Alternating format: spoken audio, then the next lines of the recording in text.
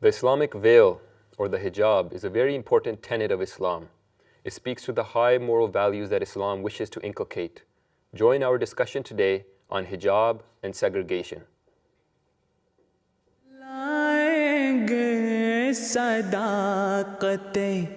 इस्लाम कुछ भी हो जाएंगे हम जहाँ भी के जाना पड़े हमें जाएंगे हम जहाँ भी के जाना पड़े हमें.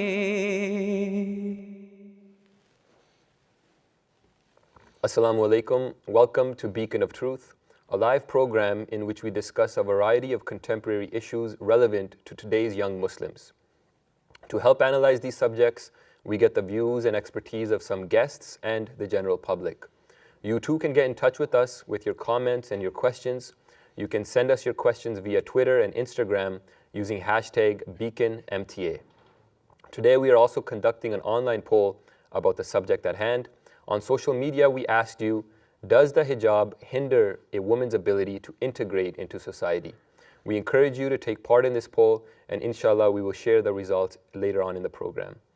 Today, I am joined by my two colleagues, Imtiaz Ahmed Sarah Sahib and Nabil Mirza Sahib, both of whom are serving as imams of the Ahmadiyya Muslim community here in Canada. Today's topic is hijab and segregation, and the viewers are probably wondering, why are three men discussing the hijab? But as the episode develops, you will see that many women were involved in the making of this episode who shared the woman's perspective on the hijab, and we will be discussing from the purely Islamic perspective as imams of the community. Now, the simple meaning of hijab is to cover. Humans started to cover themselves with whatever materials they had access to, and gradually this increased. And nowadays, when we first hear the word hijab or Pardah, we automatically think of Islam. But really, we should think of mankind and humanity in general. Whether you are a Muslim or a Christian or a Hindu, everyone is covering, everyone is doing some form of the hijab or another. But it is just a matter of degree. In some places it is more, and in others it is less.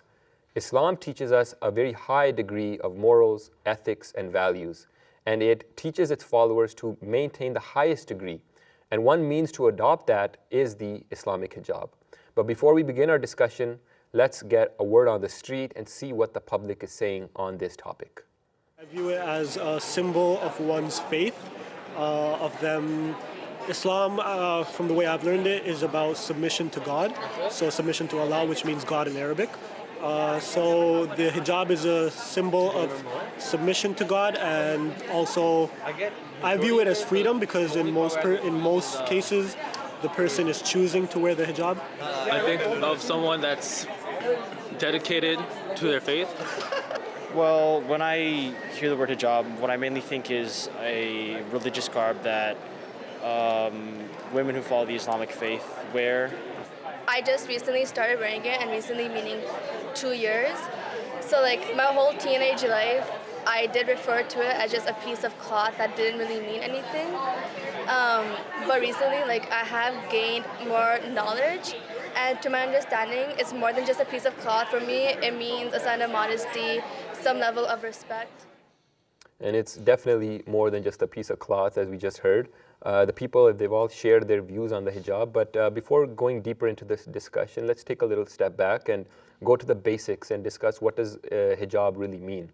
So Imtiaz Saab, you can help the viewers to understand what does the word hijab mean, what does it mean literally and religiously, and also is Islam the only religion which has prescribed this? Yes, Hanan Sahib, the word hijab is an Arabic word, has many different meanings. It means veil, covering, curtain, screen, mantle, divider, division, and partition. And religiously speaking, it connotes to covering of head and neck by Muslim women. And the word hijab has now been associated to Muslim women. However, the concept of hijab has deeper and profound meaning for both men and women. the wisdom behind this Quranic injunction is to dress modestly and practice chastity and refrain from anything and everything that may lead man and woman to an unchaste life. The Quranic injunction is for first men and then for women, and that is to restrain our eyes and dress modestly. And it is important to note that hijab is prescribed in Islam, but Islam is not the only religion that has prescribed hijab for women. In fact, religious history is filled with many instances where women are commanded to dress modestly and wear hijab. For example, looking at the Abrahamic faith in Genesis chapter 24, we find an example, a small story of Isaac and Rebekah, where Isaac and Rebekah, before getting married, they are meeting, and Isaac is going to meet with Rebekah at a farm, at a field, and she is working there with her female servant, and Rebekah sees someone coming towards her, a man, and she inquires from her female servant who this person is, and she says that it is Isaac, and she immediately grabs hold of her veil, covers herself, and dressing modestly. This is the message we get from this whole story. Mekhetza is a practice of segregation still being practiced in synagogues. There are many instances we find in the New Testament as well, where Christian women are commanded to dress modestly in 1 Timothy chapter 2, verse 9. And we don't have to go too far to find an example of hijab or dressing modestly in Christianity. We just have to look at the example of mother of Jesus Christ, peace be upon him, Mother Mary, as they call it. So she's always dressed in modestly and covering her head in pictures wherever she is depicted. And Paul has actually taken it to the next level in 1 Corinthians chapter 11, verses 5 to 6. He is commanding, he's telling the Christian ladies that they must cover their head, especially when they're praying. And he goes on to say that if a woman does not cover her head should be shaved off. This is an extreme, of course, and teachings of Islam are not so extreme. They are modest, and Islam has prescribed hijab for men and women alike, and both have to dress modestly and restrain their eyes.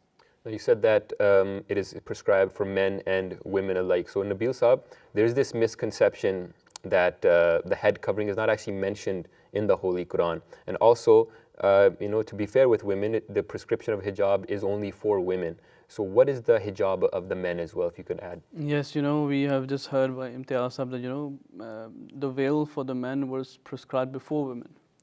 But the only, the question that people always have is that if the veil is such an amazing thing and, is something which is modest, why men do not wear it? So I will be coming back to this question later in the question. But before even going back to the hijab, as you said, that many people have this misconception, and the hijab doesn't include the head covering. So we hear in the media, well, they say, Islam doesn't have in its teaching the head covering, but it's only a cultural thing. But in fact, when you look in the Holy Quran, the word hijab, when it speaks about the veil, is never mentioned, and the word mentioned is the word khimar. For example, the Holy Quran says in chapter 24, verse 32. That وَلْيَضْرِبْنَ بِخُمُرِهِنَّ عَلَى جُيُوبِهِنَّ, that they draw their head coverings over their bosoms. So here the word used is khumur, which is the plural form of the word khimar. And even if, without going into the religious aspect of the word, let's take it to the literal aspect. The Lane's lexicon says that khimar means that it's a woman's muffler or veil with which she covers her head and the lower part of her face, leaving exposed only the eyes and some part of the nose. So we see that, the literal meaning in itself had the meaning of head covering. And again, if you go back before Islam, men used to have a khimar too. They used to have a turban which would cover their hair, but that covering would go back to their back. And women, again, they used to have a khimar too. They used to have a certain bandana type that they would cover their hair. And again, that bandana would drip it to their back. But the only difference is that Islam or the Quran says that the khimar should be dropped from the front, And again, we have so many other examples. The word mutakhammir is used for horses whom, who from neck onwards are white, and for example, and the rest of the body is from another color. And it says that the horse is mutakhammir because it's as if its head is covered. So we see that it actually a teaching of Islam, a teaching of the Holy Quran, that head covering is mentioned. But again, when we evolve, it has been coined as the word hijab, right? So now, where we have spoken about the word hijab, why men do not do it. This is an allegation that we often hear. And Khalifatul Masih Rabi, the fourth caliph of our community, Hazrat Mirza Tahir Ahmad rahimahullah, he explained this so beautifully. And he said that, this is actually a compliment to the chastity of women. Women are in danger from men, but men are not in danger from women. And that's what we see. We have a rise in assault cases against women.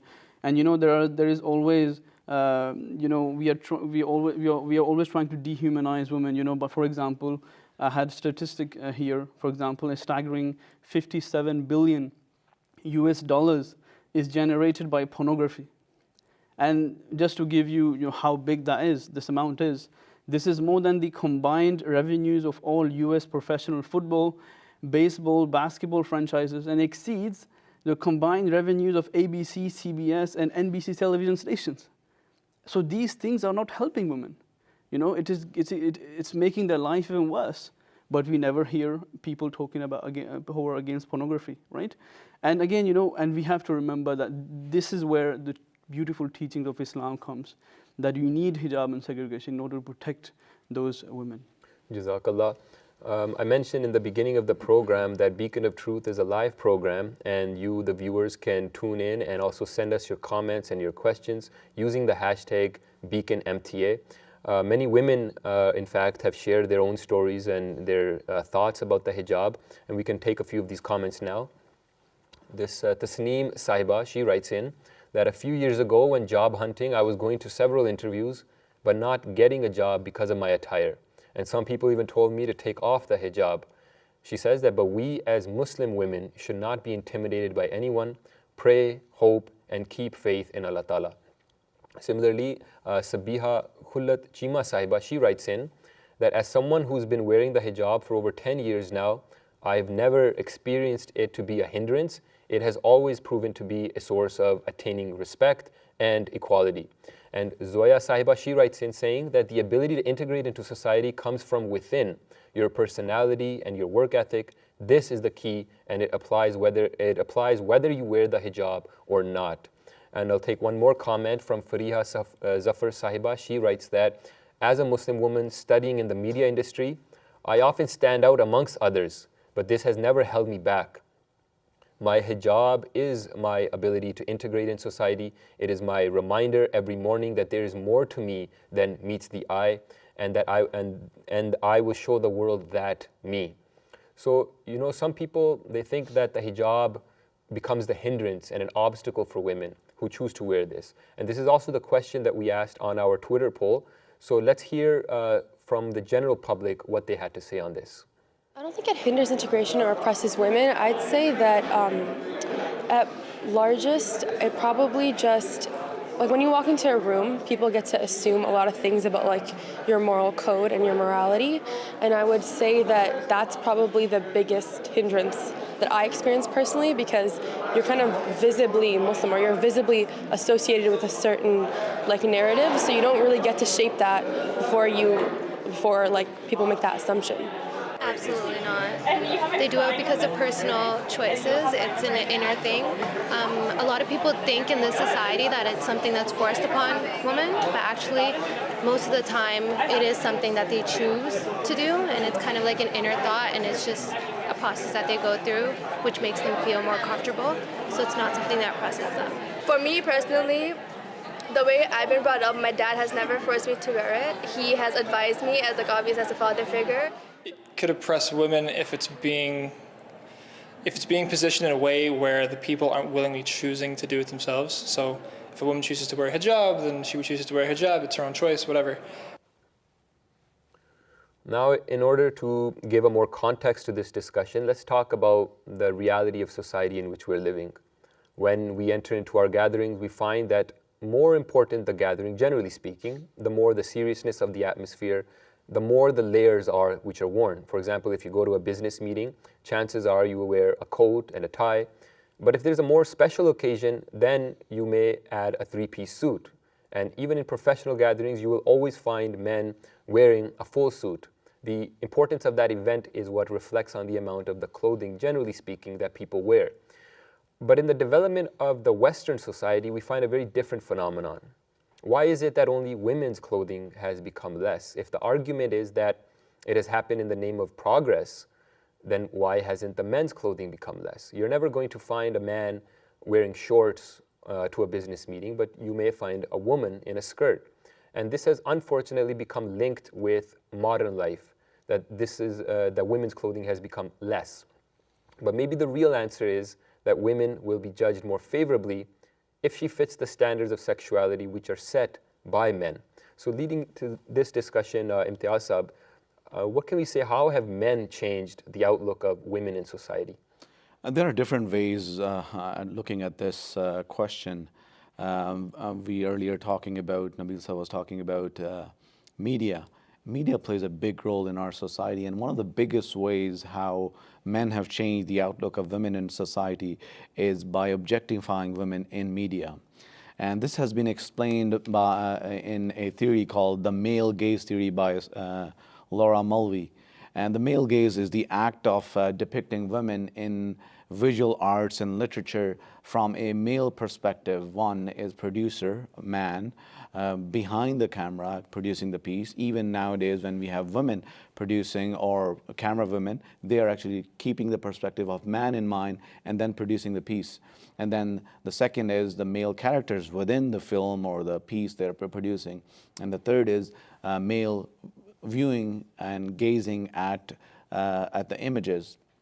So all of this is being produced from a male's perspective, how man wants to see women, not how a woman wants to be seen.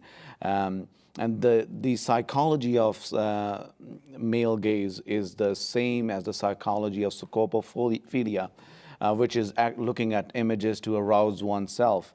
Objectifying women, Hanan Saib, has been taken to next level in commercial, in ads and advertisement. We have seen time and again women with very little dress in sports car ads or burger ads, Super Bowl ads. Time and again we talk about it. There is all this backlash on how it is inappropriate. It's not, we not be able to see in family gatherings. So naturally men are attracted to women, and they come up with different ways and mean to objectify women. And the Holy Quran also speaks of this, the psychology of man. It says, زُيِّنَ لِلنَّاسِ حُبُّ الشَّهَوَاتِ مِنَ النِّسَاءِ, and it keeps on going. The beautified for men is the love of desired thing, and the number one on this list is women. So that's why men come up with different ways and means to sort of objectify women, to exploit women. And the male gaze theory is one of the aspects of looking at this question. Going back to your question, the Holy Quran, we believe the teaching of Islam, they are for everyone, for all times to come. And the Holy Quran spoke about this 1400 years back and commanded Muslim men that كُلِّ الْمُؤْمِنِينَ يَغُضُّ مِنْ أَبْصَارِهِم, that tell them, believing men, that you should restrain your eyes and guard their private parts, and that is purer for them. So the whole idea behind this is to be respectful towards women, lower our gaze and our eyes and restrain our eyes and protect them ourselves from immorality and impurity. Now, we asked some members of our community, is the hijab a sign of oppression and submission? Are Muslim women forced to wear the hijab, or is it something of their own free will and their choice? Let's listen to what they had to say. What you have to understand is that when a woman decides to wear the hijab or to wear the veil and be modest, it is a commitment between herself and God. There's no one else who is allowed to force her to do it or force her to remove it. I don't think that the hijab is a sign of oppression or submission. I believe that it's a choice that most Muslim women make on a daily basis, and it's one that they continue to do because they want to, not because anyone or anything is forcing them to do it.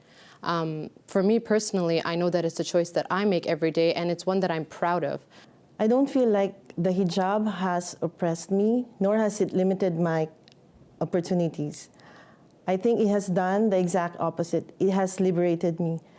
Now people take me seriously. They talk to me and they listen to my thoughts without judging how I look, what brand of clothes I'm wearing. I think it's a sign of liberation. I've never associated the hijab with oppression. To me, when I put it on, I was free from the world, from all the materialistic things that were keeping me down. And I just thought I could do so much more with a hijab on because I wasn't being judged by what they saw. I was being judged by what I did and what I said. So, gentlemen, we just heard the comments of some of the women, the reasons why they're wearing the hijab and how it's helping them. But there's this, sometimes there's this allegation that comes up, and Nabil Saab, you're from France, so maybe this is where it's more perpetuated, mostly by the media or maybe by some politicians, that they say that the hijab is just a means of proselytizing. It's a way to convert people. So is there any merit to this allegation? First of all, where is the evidence? Right. We don't have the evidence. We've just heard the comments of the ladies where they said hijab makes me more free. So we are just assuming things without any evidence. And we say Muslims don't honor their women, they keep them in their houses, they don't let them go out. But when our women go out and have a voice, we try to shut them down, right? So we have to remember that we can't assume things. But on the contrary, what we are doing by these statements were done in the media. Recent example is from of Mariam Pushtu, who was a lady, a student in France, who was elected as the president of the student union of the association UNEF. So now she was elected by the student. She came in the media, and instead of focusing on her words, the whole media spoke about her hijab. And what was saddening, it was that even the government officials, talk negative about it. For example, the interior minister said, that her hijab is a sign of the Islamic State. But he himself, in 2013, he said in a Protestant audience, he said, and I'm quoting, "I'm not among those who want to relegate religions to the private sphere. On the contrary, I believe they have their place in the life of the city." Take the example of Quebec right now. We have so many Muslim women who are teachers, in schools. But, and the Premier of Quebec, he says that there is no, we don't need an anti-Islamophobia day. And the first Minister of Women that he appoints, the first remark that she ever says is that hijab means oppression, hijab is not from our values. So we have to remember that who is proselytizing here? Right. Is it Muslim women or actually people who are doing that against Islam? And look at France. We have so many magazines, front cover magazines, printed out against Islam. And and these are not, the quality, people will say, there is not that much quantity, but what is the quality mentioned there? These are hostile, threatening magazines where, for example, topics like West versus Islam, the burqa, they will say, what is the truth about Islam? And the word fear will be used constantly in those front cover magazines. So this is where, I think government officials, they have to respect each and every member of their country. Because, we have to remember that when they hear these things, it pains them and it hurts them. And we have to remember that we all should respect the sentiments of everyone. We have to take care of the sentiments of every member of our society. Now, this leads to the next question. You mentioned that hijab is a religious symbol. So should the government dictate to people what they should or what they should not wear? I don't think it's progressive, to be honest with you. Not just hijab as a religious symbol, but religious symbols of all other religions should be allowed for people to wear, like kippah, cross, Jewish burqa, and Sikh turban. People have religious freedom, and in Western countries we have religious freedom. And in Canada we have something called the Canadian Charter of Rights and Freedoms, which allows every Canadian to openly practice his or her faith. And then the Article 18 of the 1948 Universal Declaration of Human Rights assures religious freedom. Now, despite having these religious freedom in different countries, especially in the West, we time and again see that people, responsible people, elected officials, government officials and governments calling for a ban on niqab or hijab. And they make the argument that it is a sign of oppression. To be honest with you, it is quite frankly a very flawed argument. Just as it is oppression to force women to wear hijab, it is equally oppression to force women not to wear hijab, and equally oppression not to allow women to practice her religious freedom. So quite frankly, this is an attempt to marginalize one group of society. And I would just like to add as well, is it really necessary? Let's look at the statistics. For example, in 2011, France became the first European country to ban the burqa. How many Muslims was that focusing on? Less than 2,000. And that makes 0.003% of the French population. And according to some other statistics, it is said that only 367 women were affected by this thing. This is 0.00058% of the whole population. Netherlands, again, the state broadcaster NOS reported that the total number of Muslim women which are going to be affected are from 100 to 500. And that's again 0.0001 to 0.05% of the main population. So what are we trying to achieve here? I think we're just trying to kill a fly with a bazooka. Right. And nothing else. And this really resonates with the results of the poll. I mentioned in the beginning of the program that you can send us your comments, your questions, and today we're also conducting an online poll, and the question that was asked is, does the hijab hinder a woman's ability to integrate into society? So I have the results of that poll now. 10% said yes, that it does hinder a woman's ability to integrate, but 85% are saying that no, it does not, and 5% remain unsure. So it kind of resonates with what you just said, that it's almost a non-issue. It's using applying things from the government for this purpose. It's almost like a waste of resources. In fact, it could be allocated somewhere much better. Absolutely, and some may ask that what is integration? Right. Hazuri Anwar Ayyadullah Ta'ala bin Nasr Aziz very beautifully explained. Integration does not mean that you forget your religious value, your own values, and then start acting, behaving in a way that a normal person would do. You can hold on to your values, at the same time be an integral part of the society. That is integration. And become a productive member of the society. That is integration. Jazakallah. Now, we have spoken about the function of clothing. We have spoken about the Islamic hijab as the physical veil. But another aspect of this discussion is the segregation of men and women in an Islamic society, which means that there's no free mixing of men and women. So let's take a word on the street and get the views of the public on free mixing versus segregation. I feel like it should be necessary, and I feel like this is not wrong. I feel like we, men and women, should not always be interacting with each other and like having dialogue. Like, it's just, that's what Islam teaches us. We have to be modest, we have to always conceal, we have to censor ourselves, and so on and so forth. By separating men and women, you could avoid like interpersonal problems. But I think that's more like it just avoids the problem rather than actually solving it. Like realistically, everyone who interacts with everybody should be civil. We shouldn't have to hide one part of the populace from the other to ensure they don't get injured. So I think segregation isn't the solution. It's more like an avoidance strategy.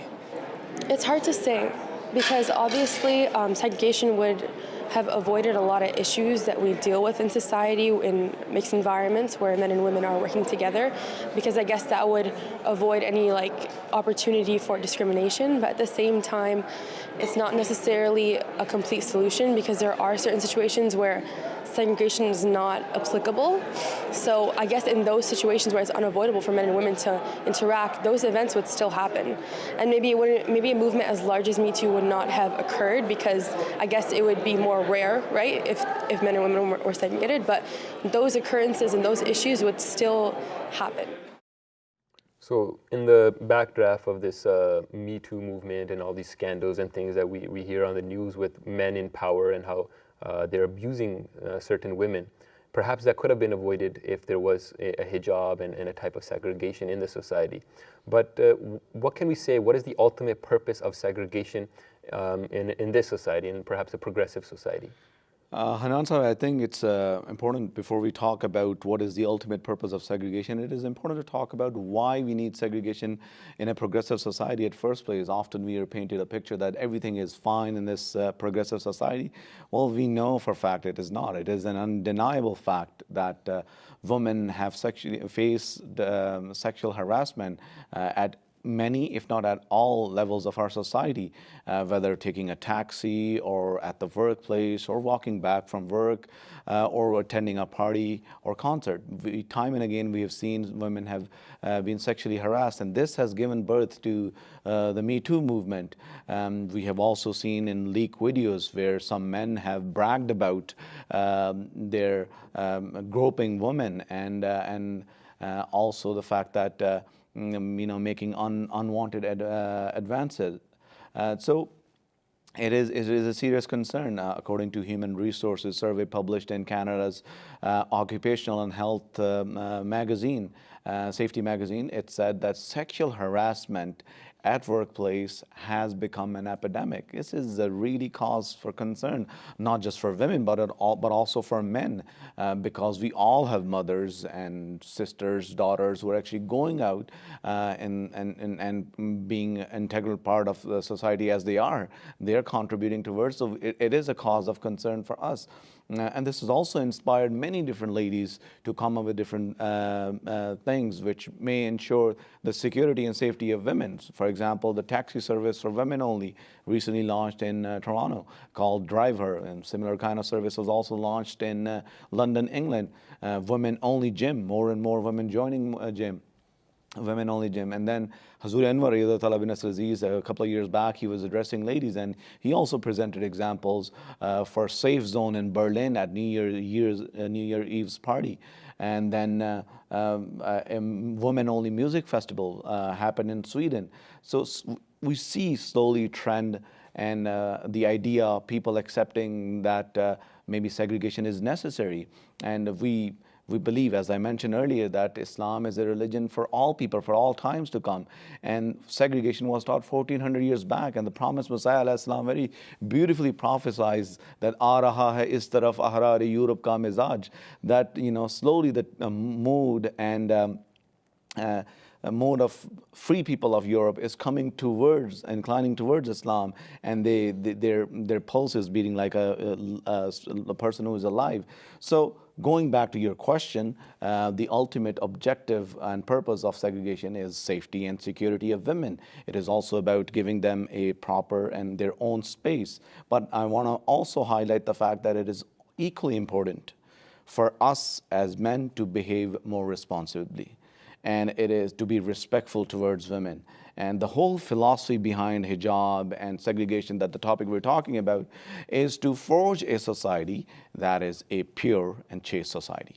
So, Nabil Sahib, just picking up on that, so obviously, as Imtiaz Sahib just said, the need is definitely there. So how do we practice segregation in a Western society where, the genders openly, they're mixing? Yes, we all, I think all of three of us can relate. We went to universities, even at workplaces, we have to interact with the other gender, right? So what is the solution, And, as I've heard in the video, it was said that, segregation, how can we hide women and men, right? But that's not the true notion of segregation or hijab. If your principles are there, if your principles are firm and you're covering yourself properly, then men and women can interact. But I would like to explain this in detail with an amazing incident of the Holy Quran, where in Surah Al-Qasas, God mentions the incident of Moses ﷺ when he ran away from Egypt. And he comes at the water of Madian, and he sees men feeding their animals. And he sees from a distance two women, who are struggling with their animals. So he goes to them and he says, "Ma khatbukuma," what's the matter?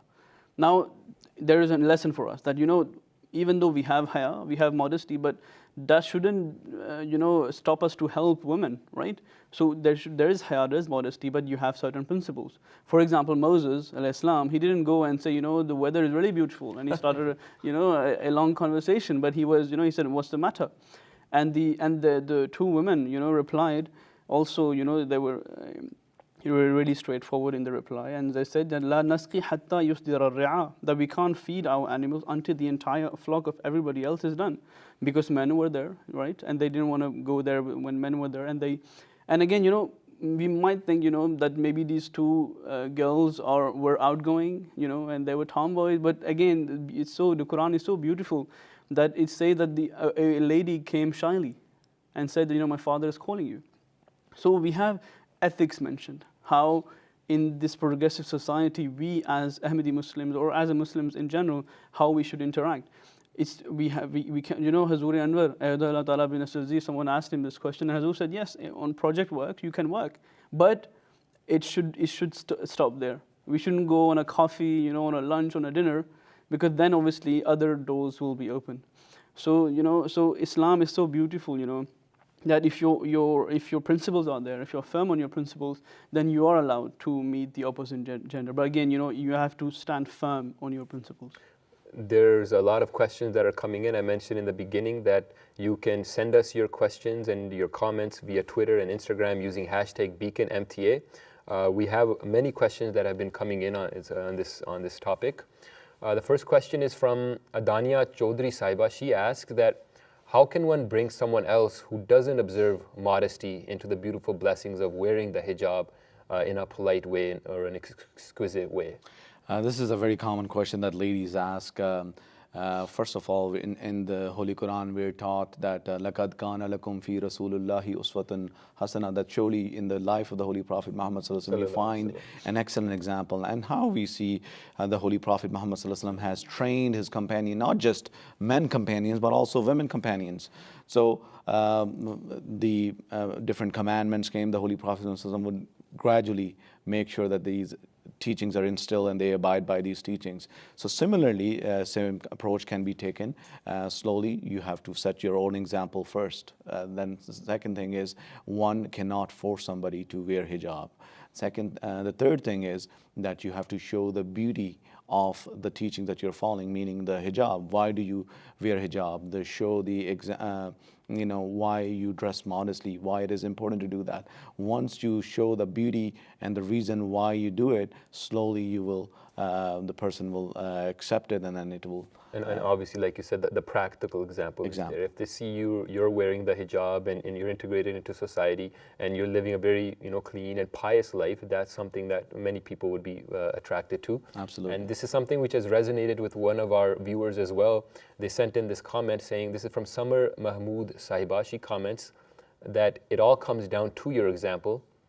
First, show modesty in your actions. Then, if you carry yourself with confidence, all while wearing the hijab, others will understand that the hijab is not a sign of oppression and that it allows Muslim women to carry themselves with dignity. And I remember, Hazuri Anwar Lajna had class with Hazur, and Hazur told the Lajna, that the Ahmadi women, that when you go out, you have to be smiling. You have to tell the world, and you're free, you're happy. And again, it all comes down to, as you said, practical examples. So I think we, as Muslims, we have a great responsibility to show the beautiful teaching of Islam by our own practices. And this would alleviate many of the allegations which are leveled against Islam as well. Now, another question, this is from Samar Mia Sahiba. She asks that if the concept of head coverings is present in every other religion, then why is it that the hijab in Islam is seen as an oppression? Yes, I'd like to give this answer by narrating an anecdote, personal anecdote. I was at a church for a conference where we had a question answer session. A Christian lady asked that why do Muslim women wear hijab? And then I presented the example of Mother of Jesus Christ, peace be upon him, Mother Mary, and then I cited a few references that it's not just the teachings of Islam, it is the teachings of other religions as well, as mentioned by the questioners as well. So why do we are following the teachings of Islam and others have forgotten it? And the priest, before I answer the next question, the priest got up and he said, unfortunately, we have forgotten our teaching. And he was remorseful. And so that's what the answer is. Here, we have to also encourage our sisters and our mothers and stand in solidarity with them, because it is really a challenge, especially in this society where they are bombarded with allegations, this allegation, that allegation, and yet still they're holding fast to this Quranic injunction, that is to cover themselves and dress modestly. And Allah Ta'ala would inshallah reward them for this, because they're taking it it's almost like a jihad on their part. Yes, it is. Especially in this society. Now, another question, it's a very interesting question. This comes from El Yusuf Saiba. She asks that I take my kids to swimming, and for my daughter, I made a special request if they can create an all-girl class with a female teacher. She asks that should I have done the same for my boys who are 5 and 3 years old? Yes, where the Holy Quran has talked about how women should cover themselves. It also talks about where women they should not cover. They should be at ease. And for example, the example of father is given, husband and brothers and all that. And also God Almighty speaks about this in chapter Surah An-Nur, verse 32, which says, young children who have no knowledge of the hidden parts of women. So there's a leeway as well, but at the same time, it is good that she has used religious accommodation that we have in our workplaces and other places as well, where they give you the religious accommodation. She has used it, and it's also important to set an example for her sons as well, that rules equally apply to you. So if there is an option where you can have a male instructor, by all means you should avail that. Yes. And I think we should appreciate as well, the lady who asked this question, that she's trying to teach her kids from a young age, and this is a great lesson for all of us. We have to teach our kids to respect women, to honor women, and that starts from home. Just as for any other religious spiritual aspect, for example, Ramadan, we say that we should start inculcating those amazing habits in them. You can tell them to fast for 3 hours, for example. So the same thing. I think we have a responsibility as Muslims that we have to raise our men to respect women, and we have to do that again. By it all comes down to your practical example. I think this lady is doing an amazing job with her kids. And even something like simple things, like for example, as Muslim men, you're not supposed to shake hands with the opposite gender. So inculcating some small teachings like that, so while they're growing up in that kind of an atmosphere, and they understand and the respect that they have to give over to their women. Now, the last one question that we will take, this is from Mahreen Saiba. She asks that how can we actively encourage the younger generation about the importance of segregation? And we just already touched on this topic. So we'll ask another question, that why is segregation needed if women are wearing a scarf? Isn't there equality between men and women? So if in the last 30 seconds you guys want to answer. We already answered, it's not about equality, it's about protection of women. And when women are with women, they feel better. For example, how the taxi women only started. The woman said, I was in a taxi with the man driving. I was really, not comfortable with the questions he was asking. But then after a few days, I was with a woman, I was feeling so free. So that's why, we have segregation in our events. That's for women to be more free. Jazakallah, gentlemen. Now, we began the discussion today by defining the veil, and it means to cover, as hijab means to cover and to protect. We also discussed the positive outcomes that hijab can bring about, and when the principles of hijab are not applied, what the detrimental impact to society can be. We have heard from the various Muslim women that hijab does not hinder them in any way. Rather, it is a powerful means that grants liberty, grants freedom, and it creates a boundary against wrong advancements and wayward looks. And we also heard in the commandment of segregation that there is much wisdom, and if it is adhered to, it could create a more harmonious and a more respectful society. So Jazakallah Imtiaz Sahib, Jazakallah Nabil Sahib for this very interesting and insightful discussion. Thank you for tuning in and joining our discussion today. Please do send us your feedback and your comments at our Twitter handle, which is @beacon_MTA. You can also email us at beacon@mta.tv. Join us again same time next week at 1900 GMT on Beacon of Truth. Assalamu alaikum. Peace be upon you all.